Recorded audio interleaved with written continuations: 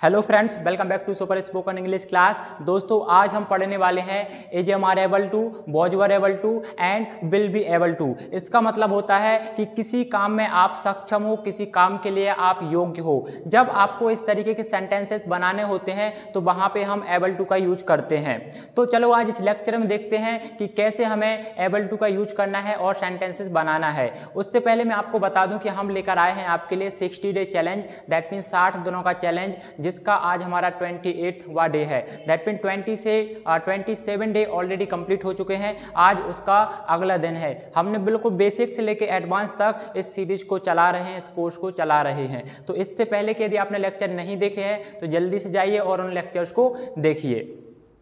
Now today we have to learn about is am are able to, was were able to and will be able to. Able to का मतलब होता है कि किसी काम में आप सक्षम हो या किसी काम करने के लिए आप योग्य हो। राइट, हम बोलते हैं ना कि आप लायक हो, आप सक्षम हो, आप योग्य हो, आप ऐसा काम कर सकते हो, आपके अंदर वो एबिलिटी है, आपके अंदर वो क्वालिटी है कि कोई काम आप कर सकते हो। राइट, कर पाने के योग्य हो। तो वहां पे हम एबल टू का यूज करते हैं, जिसका मतलब होता है सक्षम या योग्य। अब यहाँ पे बात आती है कि यहाँ पर 3 कंडीशंस बनती हैं, that mean present, past and future.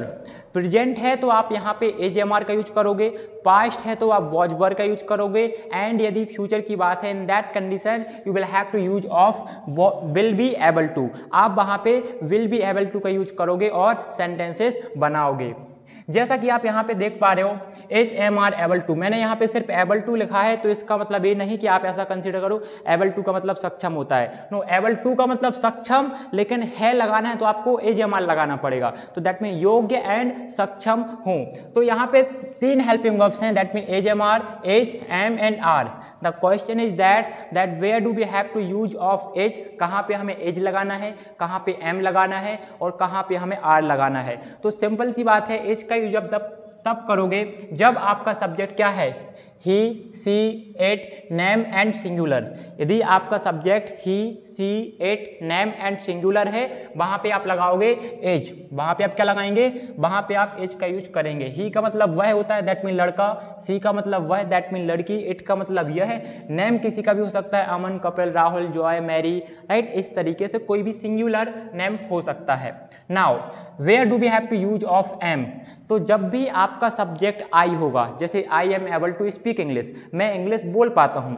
You are able to go there, आप वहाँ जा पाते हो या आप वहाँ जाने के योग्य हो, सक्षम हो।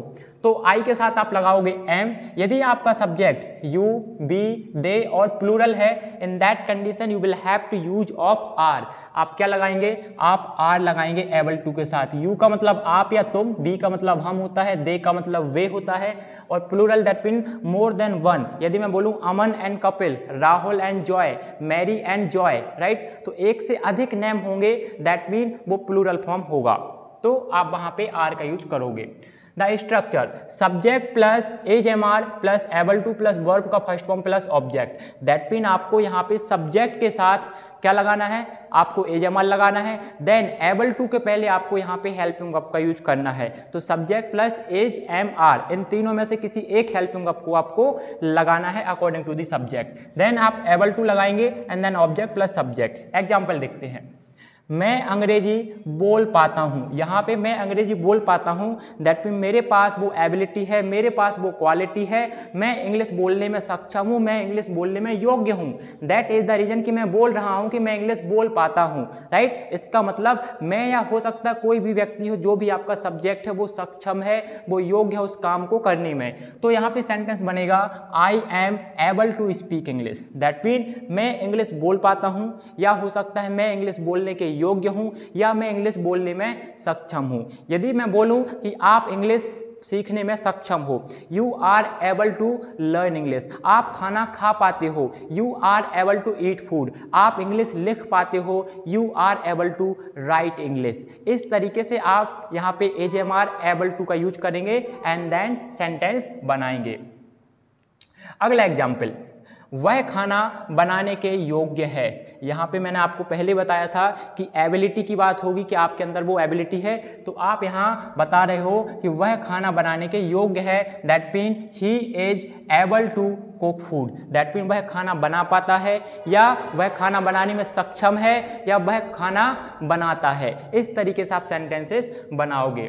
द नेक्स्ट एग्जाम्पल, आप अंग्रेजी लिखने में सक्षम हो, या हो सकता है आप इंग्लिश लिख पाते हो, या आप इंग्लिश लिखने के योग्य हो। तीनों सेंटेंसेस एक ही हैं, तीनों का आंसर एक ही बनेगा। हिंदी में वेरिएशन हो सकते हैं। तो the answer is you are able to write English. That mean आप इंग्लिश लिखने में सक्षम हो। You are able to speak English, आप इंग्लिश बोल पाते हो। You are able to write English, आप इंग्लिश लिख पाते हो। You are able to come here, आप यहाँ पे आ पाते हो या आने के योग्य हो। जैसे हम बोलते हैं कि आप शादी के योग्य हो, राइट, आप उसके योग्य हो, आप जॉब के योग्य हो, तो वहां पे किसका यूज करोगे? You will use of HMR to able to. एक क्वेश्चन आपको बनाना है कि आप शादी के योग्य हो, इसको आप इंग्लिश में ट्रांसलेट करेंगे और कमेंट बॉक्स में लिखेंगे कि आप शादी के योग्य हो।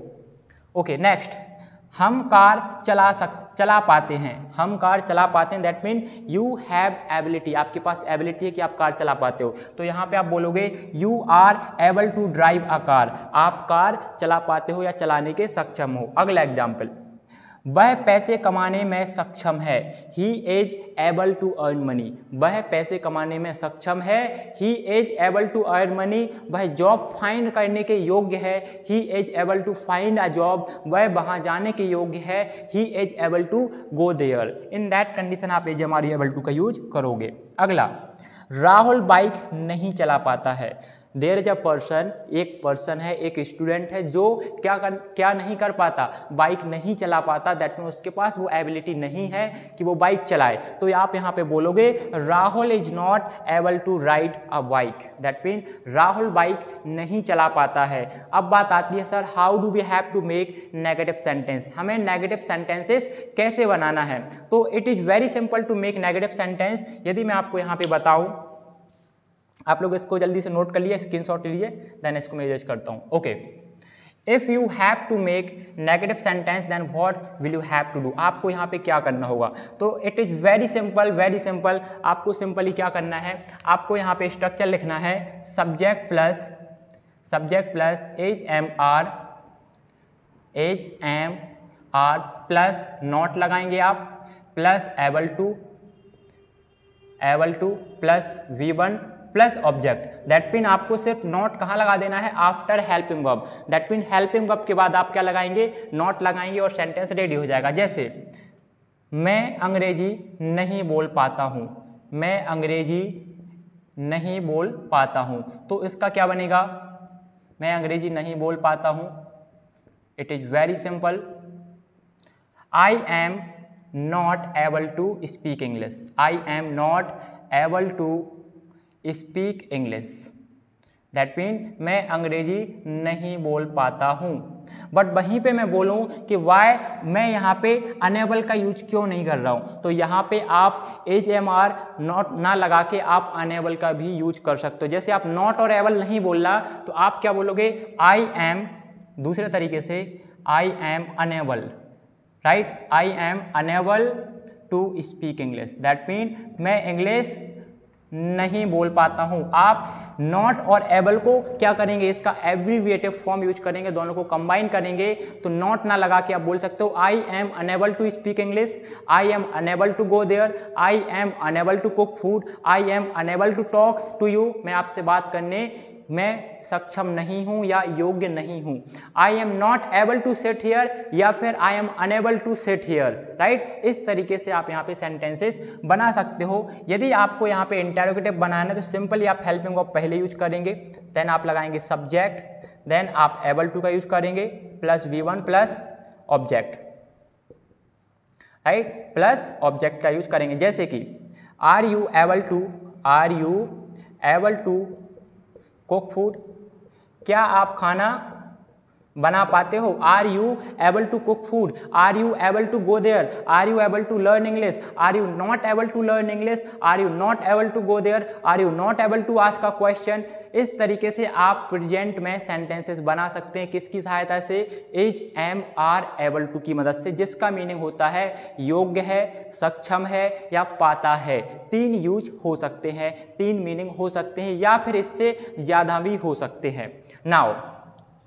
Now we have to learn about past. यदि आपको पास्ट में कोई सेंटेंस बनाना है और आपको पास्ट में बोलना है कि भाई मैं ऐसा कर पाता था, राइट, मैं ऐसा कर पाता था, वह कोई काम करने में योग्य था, वह कुछ काम करने में सक्षम था, बट उसके बाद भी उसने नहीं किया, या वह कुछ कर पाया, he was able to do something, right, आप ऐसा भी बोल सकते हो। तो वहाँ पे आप यूज करोगे was were plus able to. Was were able to का मतलब होता है सक्षम था, योग्य था या कुछ कर पाता था। इस तरीके से हिंदी में सेंटेंसेस आपको मिल सकते हैं। There are 2 helping verbs, the first one is was, the second is were. यहाँ पे वॉच और वर 2 हेल्पिंग वर्ब हैं। तो वॉच का यूज आप कहाँ करोगे? जब भी आपका subject I, he, she, it और नेम, आप यहाँ पे आई का विशेष ध्यान रखेंगे।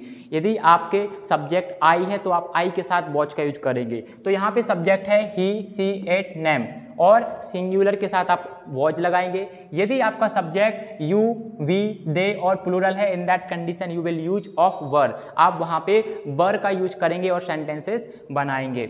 The structure: subject plus was were plus able to plus V1 plus object. That mean जैसा आपने यहाँ पे एजमल लगाया था, एज इट इज आपको यहाँ पे वॉज वर लगाना है, एबल टू लगाना है, वर्ब का first form, and then you will have to use of object. फिर आपको ऑब्जेक्ट लगाना है और आपका सेंटेंस हो जाएगा रेडी। जैसे कि वह खाना नहीं खा पाता था। जब वह बीमार था वह खाना नहीं खा पाता था, तो क्या बोलेंगे आप यहाँ पे? He was not able to eat food. He was not able to eat food. वह वहाँ नहीं जा पाता था। He was not able to go there. वह इंग्लिश में बात नहीं कर पाता था। He was not able to speak English. या वह इंग्लिश में बात करने के योग्य नहीं था, तो he was not able to speak English, या कुछ भी हो सकता है। अगला एग्जाम्पल: हम स्कूल नहीं जा पाते थे। यू आर सेइंग दैट कि किसी कारण से आप स्कूल नहीं जा पाते थे। इन दैट कंडीशन आप यहाँ पे बोलोगे we were not able to go to school. We were not able to go to school. That means हम स्कूल नहीं जा पाते थे, हम जिम नहीं जा पाते थे। We were not able to go to gym. हम ऑफिस नहीं जा पाते थे। We were not able to go to office. हम ऐसा नहीं कर पाते थे, वैसा नहीं कर पाते थे, या हम वैसा करने में सक्षम नहीं थे, हम दौड़ने में सक्षम नहीं थे, right. We were not able to run, we were not able to qualify the exam, we were not able to crack the exam, we were not able to get admission in any college और in any university. तो आपको simply able to का use करना है with was and वर। आप was were का use करेंगे and then sentence आपका रेडी हो जाएगा। अगला, मैं आपकी मदद नहीं कर पाया। Now you are saying that कि भाई जब आपको नीड, दैट मीन आपको हेल्प की ज़रूरत थी, तो मैं आपकी मदद नहीं कर पाया। तो आप यहाँ पे बोलोगे I was not able to help you, right. That mean मैं आपकी मदद नहीं कर पाता था या मैं आपकी मदद नहीं कर पाया, तो I was unable to help you, right. I was unable to help you. आप यहाँ पे वॉज के साथ अनएबल का यूज कर सकते हो। दैट मीन नॉट और एबल टू को मिला के क्या बनेगा? अनएबल। नॉट और एबल को मिला के क्या बनता है? अनएबल। जैसे आपने यहाँ पे देखा था, right, I am unable to speak English, यहाँ पे बन जाएगा I was unable to speak English, right. मैं इंग्लिश नहीं बोल पाता था, राइट। अगला एग्जाम्पल, आप रहने के योग्य नहीं थे। आप रहने के योग्य नहीं थे। You were not able to leave. That mean यदि आपको किसी से बोलना है कि आप घर में रहने के योग्य नहीं थे, इसीलिए हमने आपको घर से निकाल दिया, इसीलिए हमने आपको रूम नहीं दिया, इसी वजह से हमने आपको प्रॉपर्टी नहीं दी। That mean you were not able to live in that house, you were not able to stay there, you were not able to do something. That is the reason we did not offer you a house. इसलिए हमने आपको घर offer नहीं करा। Okay, अगला example, क्या आप जवाब देने के योग्य थे? क्या आप या क्या वह जवाब देने के योग्य था? आपको यदि किसी से पूछना है कि भाई आपने उससे क्वेश्चन पूछे, that is okay, that is fine, absolutely fine, but क्या वह आंसर देने के योग्य था? आंसर देने में सक्षम था? क्या वह बातचीत करने के योग्य था? जो आपने उससे प्रश्न पूछे या आपने मुझसे प्रश्न पूछे, तो आप यहाँ पे बोलोगे was he able to answer, was he able to answer, क्या भाई आंसर देने के योग्य था? Was he able to speak English, क्या भाई इंग्लिश बोल पाता था? Was he able to answer you properly, क्या भाई आपको ठीक से जवाब दे पाता था जो आपने उससे आंसर पूछे? इस तरीके से आपको किसका यूज करना है? Was were plus able to का यूज करना है। आपको मैं बता दूं, यदि आपने अभी तक चैनल को सब्सक्राइब नहीं करा है तो अभी करिए, अभी करिए। क्यों? क्योंकि हम 60 दिनों का चैलेंज लेकर आए हैं। 60 दिनों तक इसी तरीके से हम डेली एक लेक्चर अपलोड करेंगे और with in 60 day I can guarantee you that your English will be on the next level. आपकी इंग्लिश नेक्स्ट लेवल की हो जाएगी, आपका कम्युनिकेशन स्किल एकदम फैंटास्टिक हो जाएगा। अगला एग्जाम्पल, राज अंग्रेजी नहीं बोल पाता था। You are saying that there is a boy who was unable to speak English. That boy name is Rahul या राज। राज अंग्रेजी नहीं बोल पाता था। राज was not able to speak English, या फिर हो सकता है राज was unable to speak English, that means Raj English नहीं बोल पाता था। I was unable to sit there, मैं वहाँ पे नहीं बैठ पाता था। I was unable to ask question in the class when my teacher asked to raise the hand, जब मेरा शिक्षक पूछता था रेज हैंड रेज करने के लिए बोलता था तो मैं क्वेश्चन नहीं पूछ पाता था, दैट मीन आस्क नहीं कर पाता था। I was unable to answer properly, मैं आंसर नहीं दे पाता था। I was unable to go there, मैं वहाँ नहीं जा पाता था। I was unable to learn, मैं सीख नहीं पाता था। I was unable to focus, मैं फोकस नहीं कर पाता था। दैट मीन यहाँ पे थाउजेंड्स ऑफ क्वेश्चन है, हजारों क्वेश्चन आप सिर्फ is am are able to, was were able to and will be able to की हेल्प से बना सकते हो और एकदम नेक्स्ट लेवल की इंग्लिश बोल सकते हो with the help of was were able to and is am are able to. Now the question is that if we have to make negative sentence then हमें क्या करना होगा? तो it is very simple. If you have to make negative sentence then आपको यहाँ पे क्या लगाना होगा? आपको यहाँ पे जो आपकी helping verb है is am are, इसके स्थान पे आप क्या लगाएंगे? आप यहाँ पे was were का यूज करेंगे। क्या लगाएंगे? was and were का यूज करेंगे। जैसे मैं अंग्रेजी नहीं बोल पाता था, क्या बनेगा? मैं अंग्रेजी नहीं बोल पाता था तो आई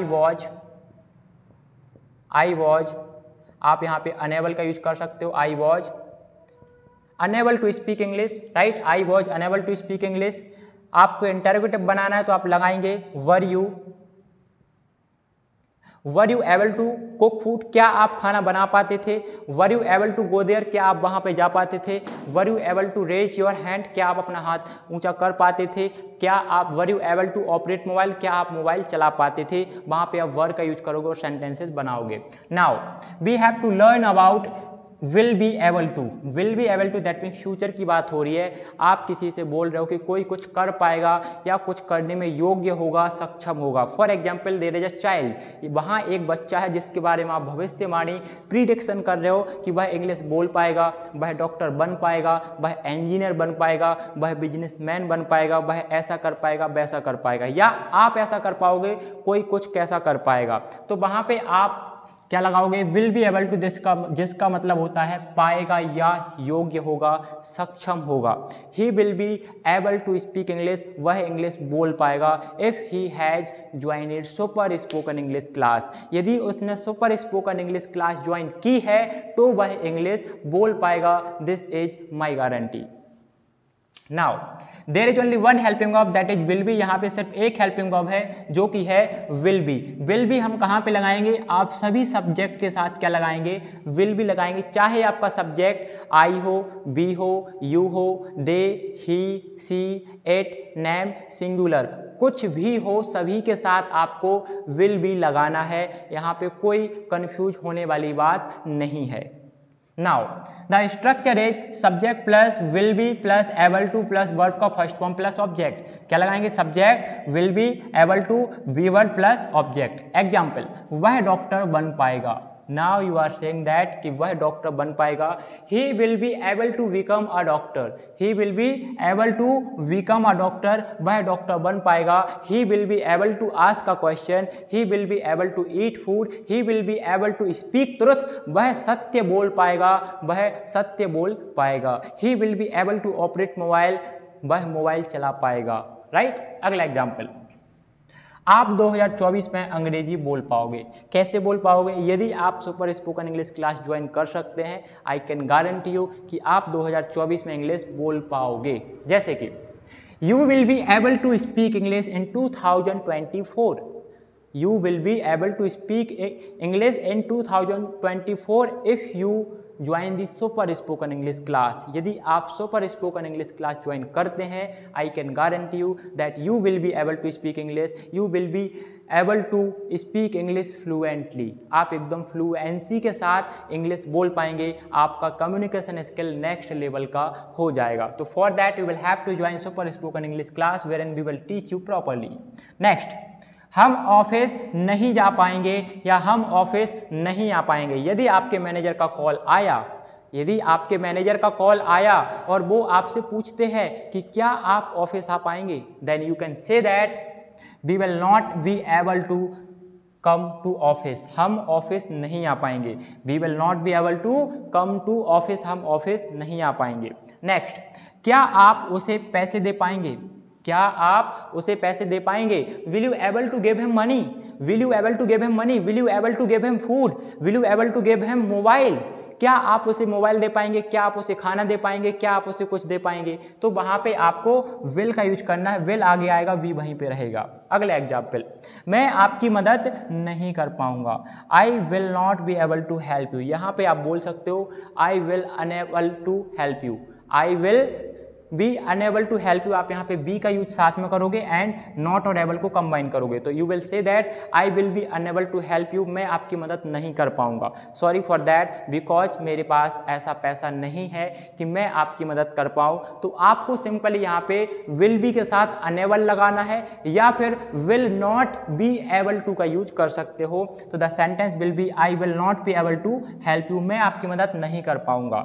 अगला एग्जाम्पल, क्या आप घर आ पाएंगे? यदि आप किसी से पूछ रहे हो कि भाई आप क्या घर आ पाएंगे, तो आप यहाँ पे बोलोगे will you be able to come at home? क्या आप घर पे आ पाएंगे? Will you able to come at office? क्या आप ऑफिस आ पाएंगे? Will you able to meet in the market? क्या आप मार्केट में मिल पाएंगे? Will you able to ride bike? क्या आप बाइक चला पाएंगे? इस तरीके से हम सेंटेंसेस बनाते हैं और आपको इंग्लिश बोलना है। Now the question is that कि हमें कहाँ पे नॉट लगाना है। What, where do we have to use of not? तो इट इज़ वेरी सिंपल। मैं आपको यहाँ पे बताऊँ कि आपको नेगेटिव सेंटेंसेस कैसे बनाना है।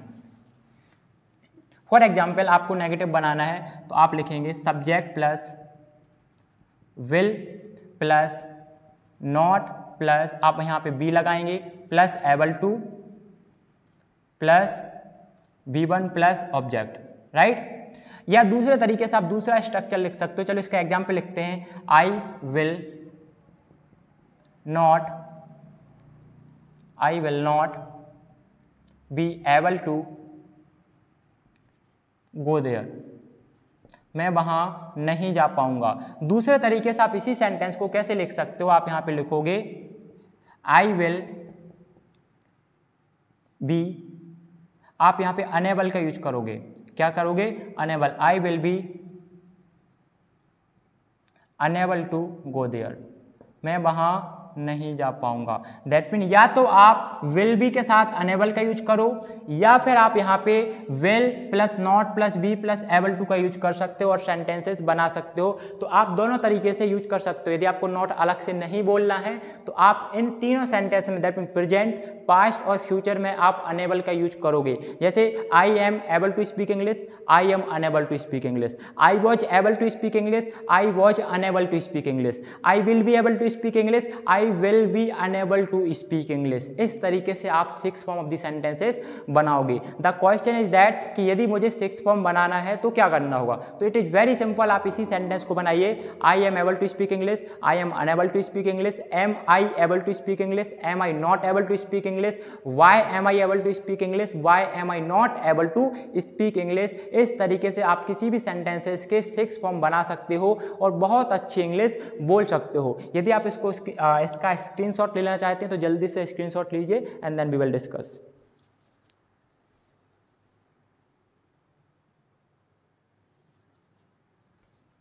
ओके, आई होप आप लोगों को समझ में आया होगा। यदि आप में से किसी को भी 6 फॉर्म बनाने में डाउट है तो मैं आपको यहाँ पे 6 फॉर्म ऑफ द सेंटेंसेस बता देता हूँ कि किस तरीके से आप किसी भी सेंटेंस के 6 फॉर्म बनाओगे। For example, I am able to speak English, that mean मैं इंग्लिश बोल पाता हूँ। I am able to speak English. मुझे नेगेटिव बनाना तो क्या बनेगा, I am not able to speak English. मैं इंग्लिश नहीं बोल पाता हूँ। Interrogative, am I able to speak English.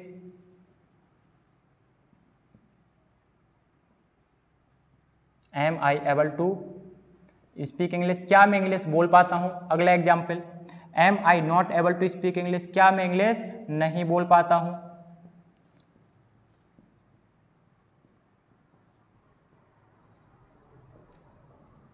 अगला एग्जाम्पल, मैं इंग्लिश कैसे बोल पाता हूँ, मैं इंग्लिश कहाँ बोल पाता हूँ, मैं इंग्लिश कैसे बोल पाता हूँ, कब बोल पाता हूँ। तो आप यहाँ पे WH वर्ड का यूज करेंगे, जैसे कि हाउ, कैसे, how am I able to speak English, मैं इंग्लिश कैसे बोल पाता हूँ। When am I not able to speak English, मैं इंग्लिश कब नहीं बोल पाता हूँ। Am I not able to speak English.